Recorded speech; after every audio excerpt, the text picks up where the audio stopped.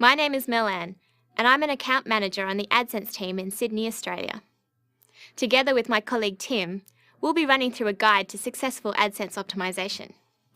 One of the great things that Mel and I love about our job is helping publishers maximize their AdSense performance via the optimization program.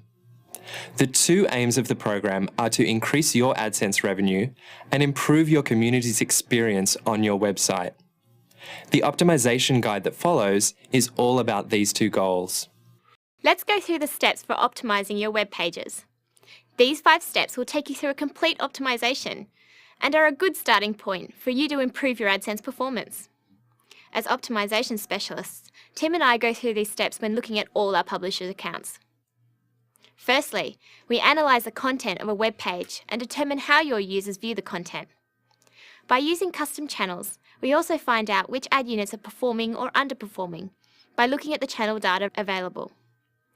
Then we determine the optimal ad formats and placements of your ads, such as colour, positions, and size. We also make sure that you're getting the most out of having multiple ad units on a page. And by tracking and measuring the results from when you implemented, you'll be able to see whether your optimizations have made a difference to your AdSense performance. People read pages in different ways, and their interaction with ads will depend on a few factors. Ask yourself these questions. Firstly, what type of content do you have on your pages? Someone will interact with an article page differently from a forum, and differently again with a video site. Secondly, where is their attention likely to be focused? If you have your most interesting content at the top of the page, the best ad placements will be next to that content. You should place ads where your users are most likely to look and not hide them away at the corner of your page. Thirdly, ask yourself how you can integrate ads into this area without getting in the user's way. You want to protect your community's experience with your web page and not clutter it with ads. This heat map highlights the areas on a web page where ads perform well. Ads are ideally placed above the fold and close to your primary content. You should place ads where your users are most likely to look and not hide them away. At the end of the day, your knowledge of how your community interacts with your page will guide you on how to best apply these optimization techniques. When analyzing your pages, it's also important to think about how advertisers would like to appear on your site. A great way to potentially increase your earnings is by making your site more appealing to advertisers. Earnings, or effective CPM, can be increased by advertisers targeting your site in a placement targeting campaign. In a placement targeting campaign, an advertiser bids more than all of the ads in an ad unit to take up that entire unit with their ad. This is most often an image ad, but it could be video, flash, or a text ad. The top 3 ways of ensuring that your site is advertiser-friendly are to opt into showing text as well as image ads, to have well-designed and presented content, and to use larger ad units, such as the 300 by 250 medium rectangle. Custom channels allow you to categorize or group different ad units across your site for reporting purposes. They give you a better insight into how individual ad units are performing, so that you can make decisions about placement, color, and style, and maximize your users' engagement with the ads. You can manage your custom channels in the Channels section under the AdSense Setup tab. So, after analyzing your pages and determining where you'd like to place your ads, make sure you also create a channel for individual ad unit placements. You'll be able to compare performance between ad units.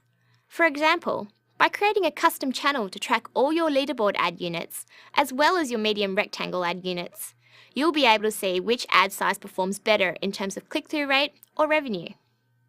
Tracking individual ad units metrics ensures that you have the best information possible for maximizing your AdSense performance.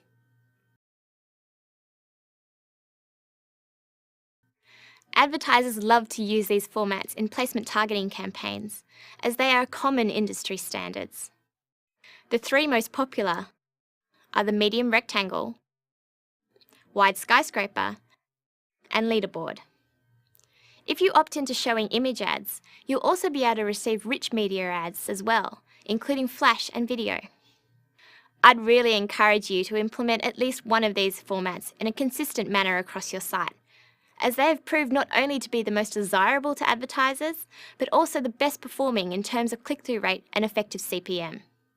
Colours play an important part in keeping your ads looking professional and a relevant part of your site. As text ads show approximately 70 to 80% of the time, it's essential that they complement your site. There are several ways that you can do this. Simple things like blending in the background of the ads with the colour of your site and removing borders have proven in the past to have a significant impact upon click-through rate. Just be careful of not blending the ads too much so that they look like your site's content. You can also try to highlight the link and URL with shades that complement your site's colours. Remember that tricking your audience to click on ads does not work in the long run, and Google penalises publishers whose users are not interacting properly with the ads on a page. So let's summarise the key learnings from looking at ad design and placement. We found that doing an analysis of how your users view information and enjoy the content on your site is absolutely essential to how you choose to place your ads. It's important not to hide your Google ads, as users will actually find them useful if they can see them. Integrate your ads with your content and place them where they're visible. You'll find that your click-through rate will actually improve. Choose colours for your ads so that they are easily distinguishable from content, but still look like they belong on your site. We see so many instances where ads look like they're a copy and paste job, so take advantage of the flexibility that AdSense offers by customising your palettes. Don't forget, we now offer rounded corners for your ads. Okay, now we'll move on to how to maximize revenue from the existing units on a page.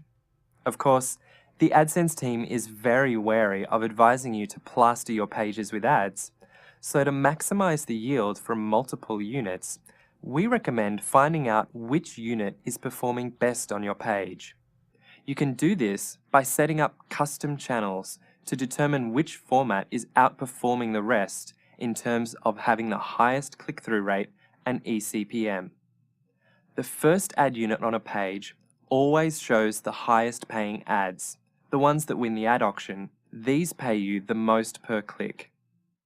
The first unit on the page is defined as the first instance of the ad code within your HTML.